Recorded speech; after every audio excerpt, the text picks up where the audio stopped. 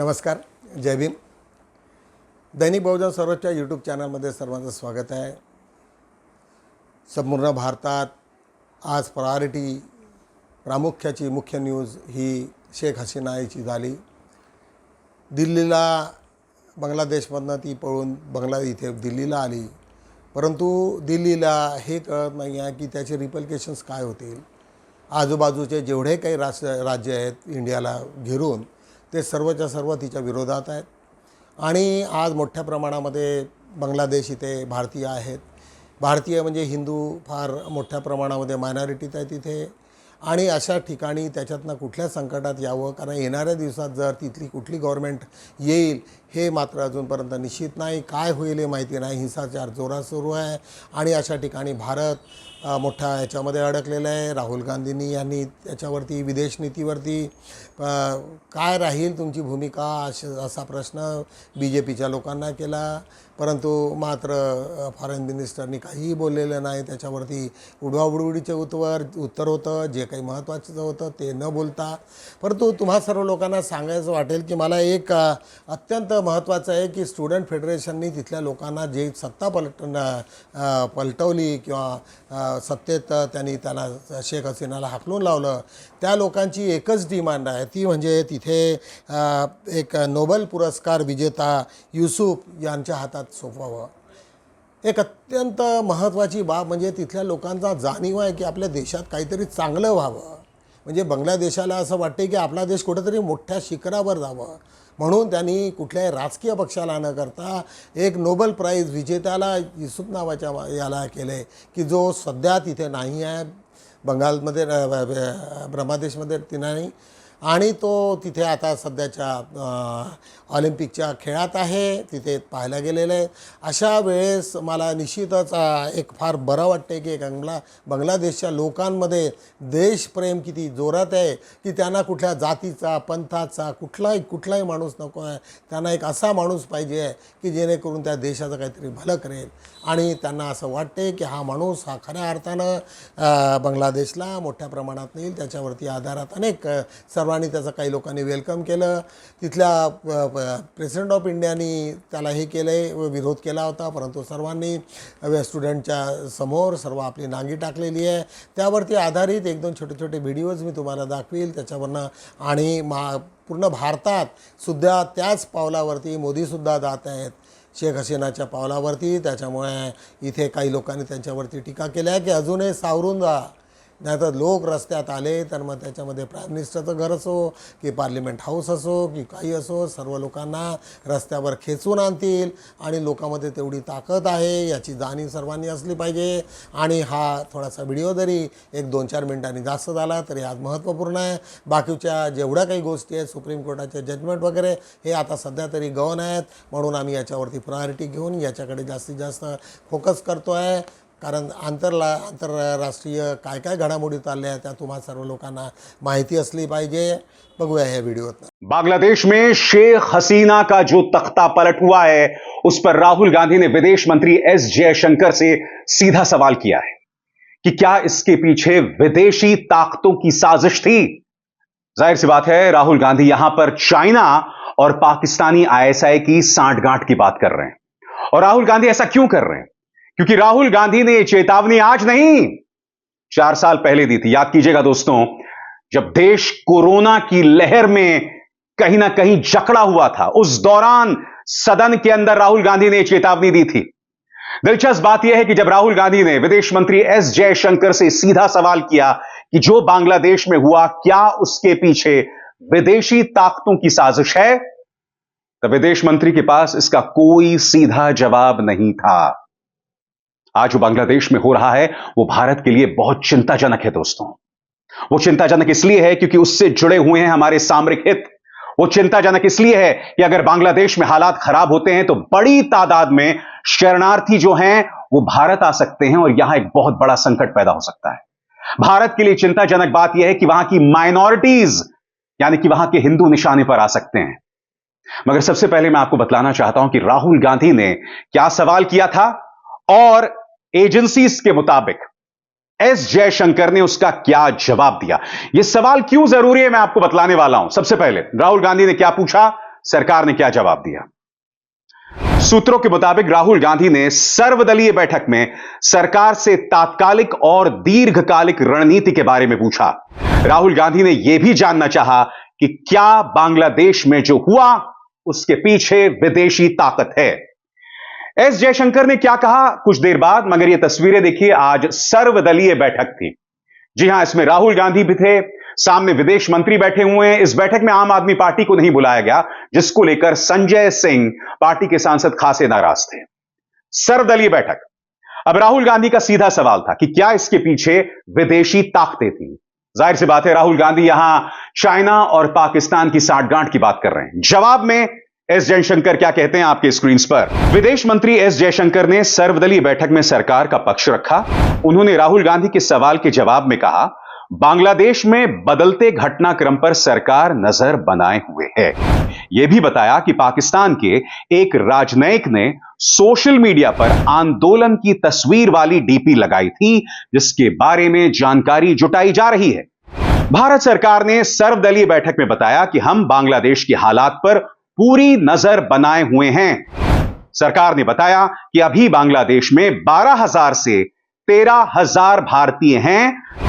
हालांकि देश में स्थिति इतनी भयावह नहीं है कि अपने नागरिकों को वहां से निकालना पड़े। सरकार ने बताया कि कुल 20,000 लोग फंसे हैं। इनमें से 8,000 छात्र वापस भारत आ गए हैं। 20,000 लोग फंसे हुए हैं, 8,000 छात्र वापस आ गए हैं। बड़े पैमाने पर वहां भारतीय हैं जो अपने बिजनेस इंटरेस्ट के चलते काम कर रहे हैं। शेख हसीना, जिनको अपने ही देश से निकाल दिया गया है, डिक्टेटर का नाम देके, तानाशाह का नाम देके, उनका कंपैरिजन क्यों मोदी से कर रहा है विपक्ष, मैं आपको बताती हूं। पीएम शेख हसीना की सबसे पहले आप देखिए गलतियां क्या रही। तो विपक्ष को उन्होंने नजरबंद करवाया, जो कि बीएनपी है वहां पे विपक्ष, उन्होंने उनकी जो खालिदा जिया है उनको नजरबंद कराया, और जैसे ही यहां से चली गई शेख हसीना तो उनको रिहाई मिली, यानी ये जो है खालिदा जिया, उनको रिहाई मिली। तो सबसे पहला आरोप विपक्ष को नजरबंद कराया शेख हसीना ने। कुछ विपक्षी पार्टियों को अयोग्य करार दे दिया, डिस्क्वालीफाई कर दिया, उनको इलेक्शन नहीं लड़ने दिया। जब भी शेख हसीना के खिलाफ कोई आवाज उठाता था, उनके खिलाफ एक्शन लिया जाता था। मीडिया को कंट्रोल किया। तानाशाही के आरोप लगते हैं शेख हसीना पर। आंदोलनकारियों को आतंकवादी बताया। ये जितने भी छात्र, जितने भी लोग आंदोलन कर रहे थे, सबको शेख हसीना ने कहा कि ये सब आतंकवादी है, ये सब देशद्रोही। जमाते इस्लामी के खिलाफ सख्त एक्शन लिया। जो ये जमाते इस्लामी है वहाँ का एक बहुत बड़ा संगठन है, मोस्टली इसमें मुस्लिम्स हैं, और उनके खिलाफ, क्योंकि जमाते इस्लामी पर आरोप है कि उन्होंने हिंदुओं पर हमले कराए, वो पाकिस्तान समर्थक है, आईएसआई समर्थक है, तो शेख हसीना ने जमाते इस्लामी के खिलाफ सख्त एक्शन लिया। छात्रों के मुद्दे जैसे आरक्षण, बेरोजगारी, इन सब को नज़रअंदाज कर दिया शेख हसीना ने। इनके ऊपर ये आरोप हैं। और तो और मैं आपको बता दूं, भारत में एक सर्वदलीय बैठक हुई इस पूरे मुद्दे पर, क्योंकि पड़ोसी देश है बांग्लादेश और शेख हसीना अभी भारत में ही है।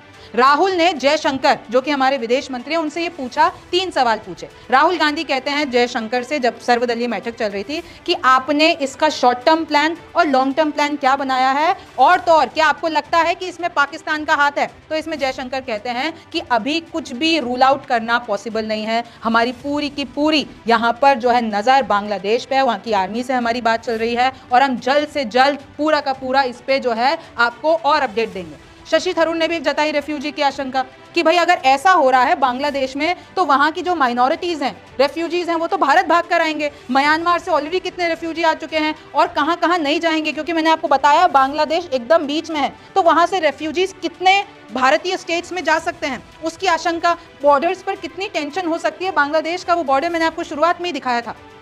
तो शशि थरूर ने भी कहा कि हमें एक्शन लेने की जरूरत होगी। और देखिए संजय राउत तो यही कह रहे हैं, अभी मैं आपको उनका एक बयान पढ़ के सुनाती हूँ, और उदित राज भी यही कह रहे हैं कि ऐसा ही कुछ मोदी भी करते हैं अपने विपक्षियों के साथ। जो विरोधी लोग हैं वो तो ये भी कह रहे हैं कि जैसे जैसे शेख हसीना ने किया, जैसे जैसे उनको अपने ही देश से निकाल दिया गया, तो मोदी भी विपक्ष के साथ ऐसा ही कर रहे हैं। मैं आपको बता देती हूँ संजय राउत ने क्या कहा है, उनकी मेरे पास बाइट भी है। उन्होंने कहा है कि बांग्लादेश में भारत जैसी स्थिति पैदा हो गई है, वहां पर विपक्ष की आवाज दबा दी गई, चुनाव में घोटाले हुए, विरोधियों को जेल में डाला गया, कई लोग मारे गए, संसद में अवांछित कानून पारित किए गए, लोग महंगाई से जूझ रहे हैं। इस प्रकार शेख हसीना प्रधानमंत्री रूप में विफल रही। नेहमीप्रमाणे बुद्धया सिरियलमधनं एक छोटीशी क्लिप तुम्हाला दाखवणार आहोत। अत्यंत मार्मिक जीवाला टच करणारी हार्ट टचिंग आहे.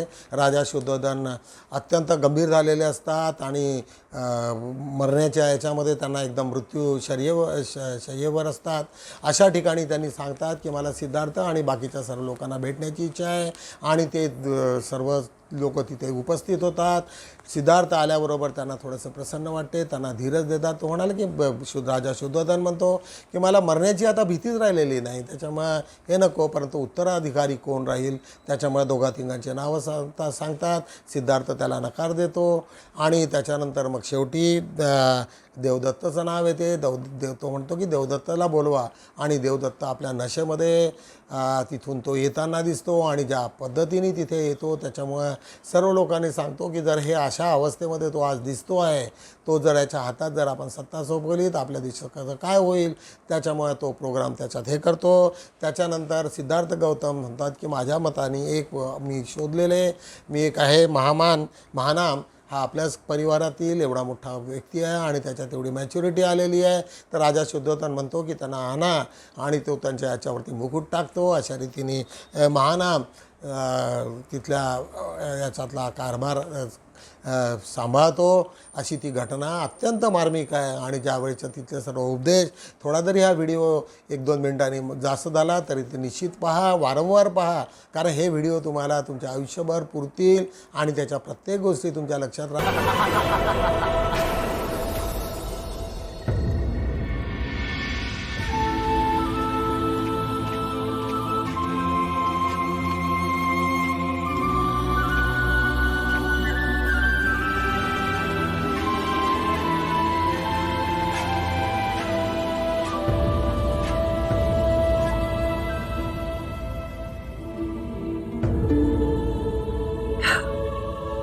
महाराज,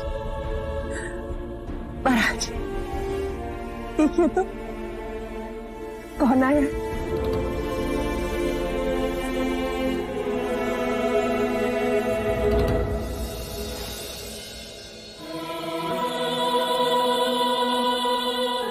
तुम्हें देखने की इच्छा में मैंने सांसें संभाल के रखी थी. पिताश्री, धीरे धीरे सांसें लीजिए. इस समय आपकी सांसें सबसे अधिक महत्वपूर्ण हैं. मैं, राहुल, नंद, आनंद, महानाम, हम सब आपके साथ सांसें लेंगे. जीवन की क्षण भंगुरता में मैंने अनुभव किया है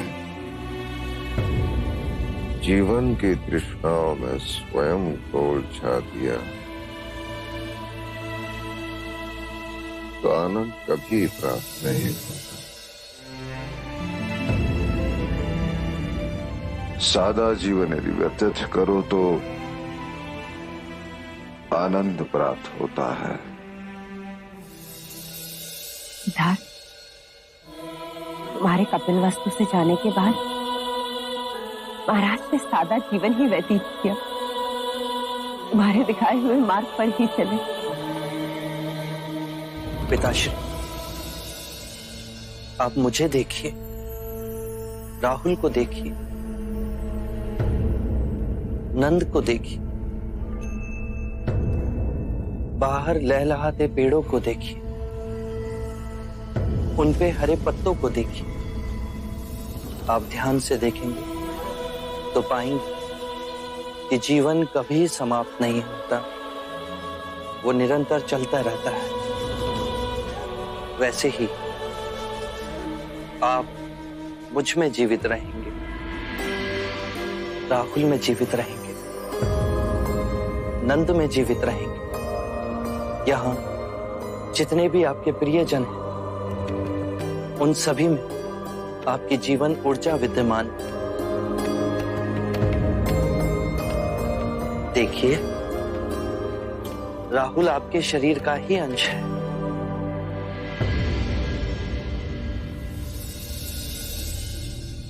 तुमने मेरे हृदय में जो मृत्यु का भय था वो निकाल दिया. बस एक ही बोझ है मन पर कि कपिल वस्तु का उत्तराधिकार किसे दिया जाए। शाक्यों को उनका महाराज न दे सका तो आप नंद को महाराजा घोषित कर दीजिए।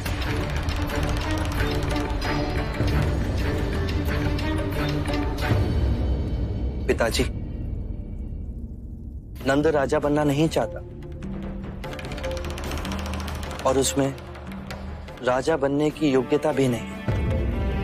तो क्या आप राहुल को राजा घोषित कर दिया जाए?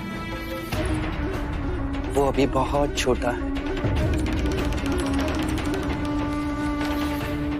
भाई महाराज, तब तो एक ही विकल्प बचता है, देवदत्त।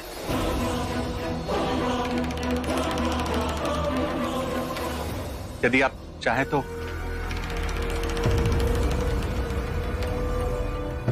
हाँ, देवदत्त अनुज देवदत्त का बस आता ही होगा। वो कौशल सीमा पर निरीक्षण करने गया है। प्रेम मदिरा रास लीला रंग भवन में सब जगह।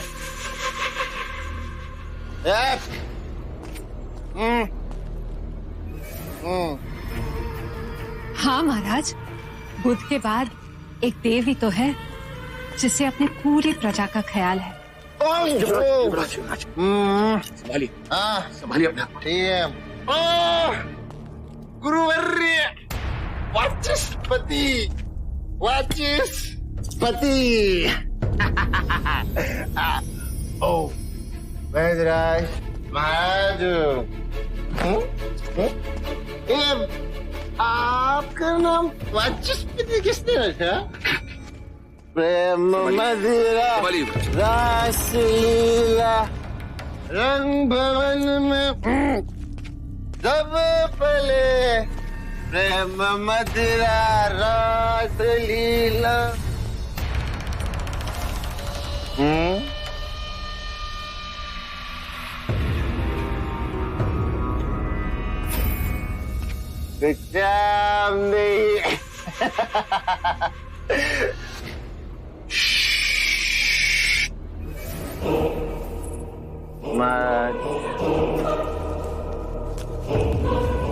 क्या हो गया महाराज?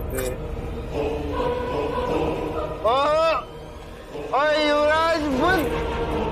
युवराज बुद्ध की जय। युवराज बुद्ध की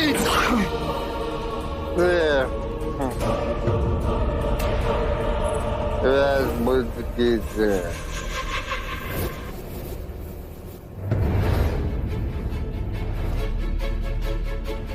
आप सर्वज्ञानी, कृपया आप ही बताएं, क्या शाक्य कुल का भविष्य देवदत्त के हाथ में सुरक्षित है? स्वयं को नहीं संभाल सकता, राज्य की प्रजा का भार क्या उठेगा? महाराज आप विश्राम।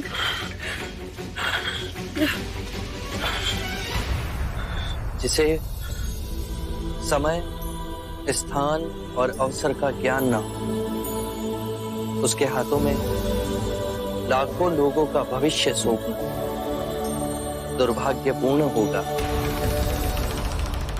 कपिल वस्तु का उत्तराधिकारी युक्त किए बिना ही मेरी मृत्यु हो जाएगी। नहीं पिताश्री, एक व्यक्ति है जो निष्ठावान, कर्मार्थ, और मैंने स्वयं उसे परखा है।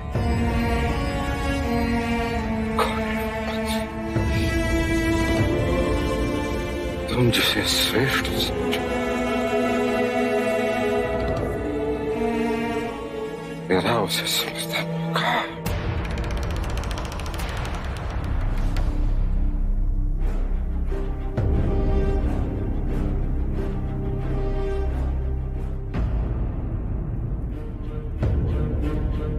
लीजिए महाराज, और पहना दीजिए अपने उत्तराधिकारी को।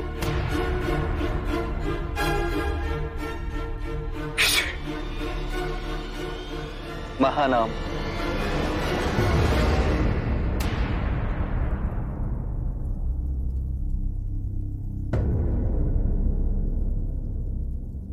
महानाम, यहां आओ। जेस, क्या मैं इस योग्य हूं? लीजिए महाराज।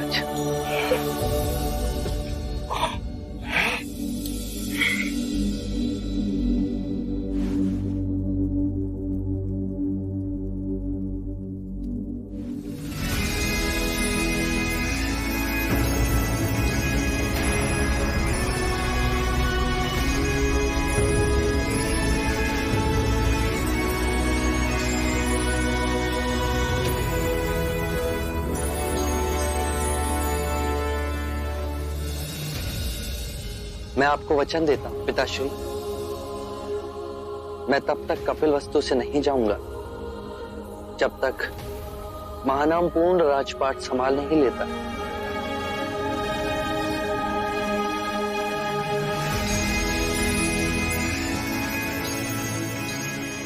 मैं तुम्हारा आभारी हूं।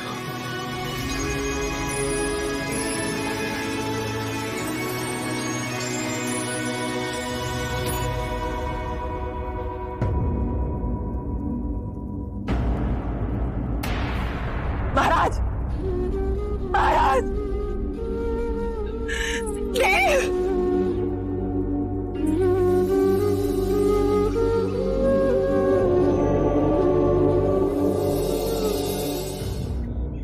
जीवन और मरण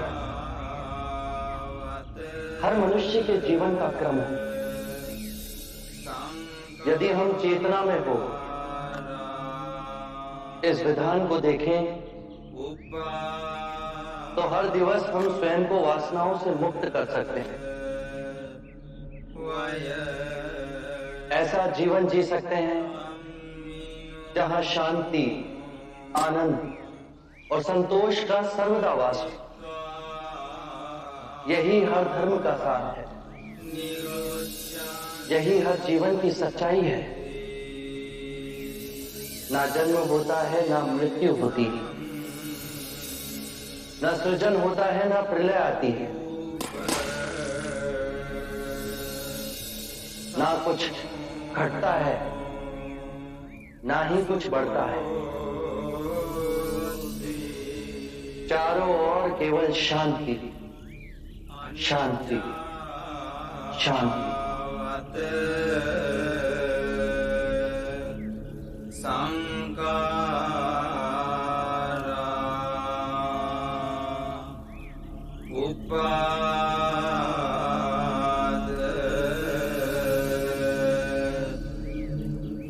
आज दिनांक 7 ऑगस्ट 2024 बहुजन सौरभच्या आज हेडलाईन्स आपण घेऊया.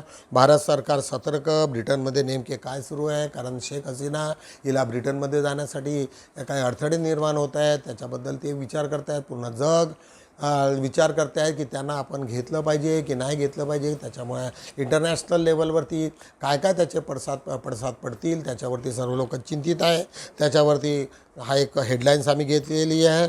दहशतवाद्यासह 500 कैदी बांगलादेशच्या तुरुंगातून फरार. हे ज्या पद्धतीची तिथली परिस्थिती झाली त्याच्यामुळे निश्चितच तिथले जे कैदी होते त्या सर्व लोकांची सुटका झाली आणि काही कैदी तिथे पळून गेले. अत्यंत उग्रवादी भयंकर असे गेल्यामुळे तिथे सिक्युरिटीचा पुन्हा एक नवीन प्रॉब्लेम सुरू झालेला आहे. विधानसभा निवडणुकीसाठी काँग्रेसचे भारत जोडो अभियानला साखळे. पुन्हा एकदा भारत जोडो अभियान मोठ्या प्रमाणात सुरू होईल. वर्धेची बातमी आहे. नोकरीच्या आमिषाला बळी. एक MP ची एक मुलगी नागपूरमध्ये आली आणि तिथे काहीतरी काम देतो म्हणून तिला सांगितलं आणि अशा पद्धतीची ती घटना आहे. नंतर तिची सुटका होते. MPSCकडून उमेदवारासाठी महत्त्वाच्या सूचना जाहीर केलेल्या आहेत. ज्या कोणाला जे कोणी बसले असतील तर त्यांच्या संदर्भातली ती बातमी आहे. लालकृष्ण अडवाणीची प्रकृती बिघडली. वय त्यांचं भरपूर झालेलं आहे आणि त्याच्यामुळे निश्चितच आज त्यांची तब्येत 96 वर्षाची आहे, त्याच्यामुळे त्यांची तब्येत स्वाभाविकच हेल्थच्या हिशोबाने होईल. राहुल गांधी यांनी बांगलादेशात शांतता संवाद साधावा.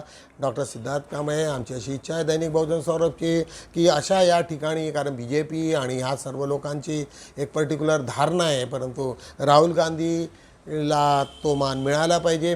त्यांनी प्रयत्न करायला पाहिजे, कारण भारताचं आणि बांगलादेशाचं ते सातत्याने एक दुसऱ्यावरती नजर ठेवून असतात आणि इथे ज्या देशामध्ये आपल्या भारतामध्ये ज्या घडामोडी झालेल्या आहेत त्या निश्चितच त्यांना माहिती आहे. त्याच्यामुळं राहुल गांधींनी पुढाकार घ्यावा अशी आमची बहुजन सौरभची इच्छा आहे.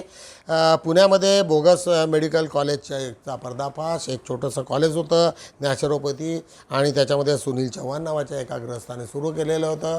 लोकांकडनं मोठ्या प्रमाणामध्ये पैसा उकळणं आणि त्यांना कुठंतरी हे दाखवणं, सर्टिफिकेट बोगस, अशा याच्यावरती ती बातमी आम्ही घेतलेली आहे. पुण्याची पालघरमधली एक बातमी आहे. सरणावर ताडपत्री धरून अंत्यसंस्कार.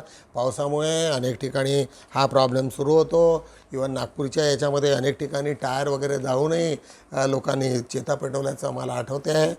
याच्या शेजारी चला आपला बहुजन सौरभ बलशाली करूया. आम्हा लोकांना सातत्यानं विनंती असते की तुमचाच पेपर आहे हा, तुम्हाला माहिती आहे की नाही माहिती नाही, हा याचा कोणी मालक नाही. आम्ही शेअर होल्डर्स आहोत. सर्व लोकांनी 25-25 हजार रुपये देऊन हा पेपर सुरू केला. 31-40 लोकांनी हे केलं आहे ना. आता आमची थोडीशी ताकद वाढलेली आहे, त्याच्यामुळे ज्या कोणा लोकांना इथला शेअर होल्डर्स व्हायचं असेल तर 25,000चा रक्कम देऊन त्यांनी आपले शेअर होल्डर्स घ्यावे आणि त्याच्यामध्ये पार्टिसिपेट करावं, बातम्या वेगवेगळ्या पद्धतीने. आज 5-4वरती बघूया.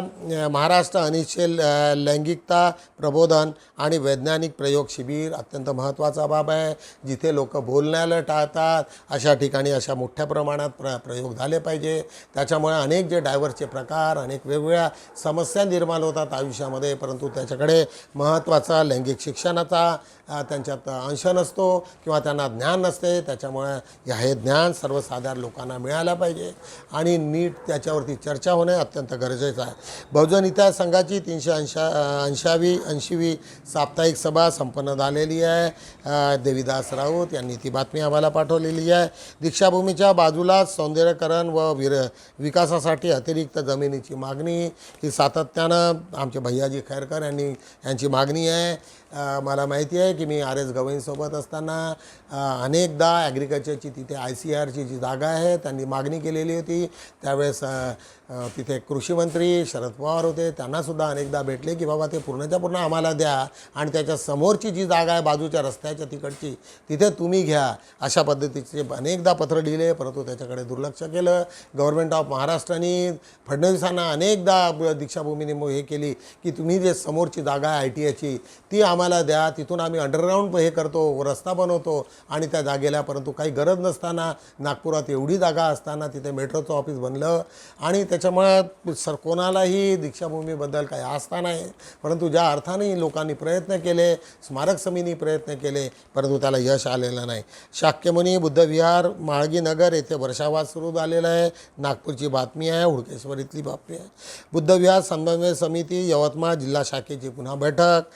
पंतप्रधान सूर्य योजनेत राज्यात 100 मेगावॅट टप्पा पार केलेला आहे. अत्यंत चांगली बातमी आहे. सौर ऊर्जेच्या मार्फत अनेक छोट्या मोठ्या घरी विजेचं निर्मिती होते आहे, ती एक अत्यंत आनंदाची बाब आहे. वंचित बहुजन आघाडीचे पूर्व विदर्भ तर्फे नामदार नितीन गडकरी यांना एक निवेदन दिलेले, त्याची आम्ही बातमी दिलेली आहे.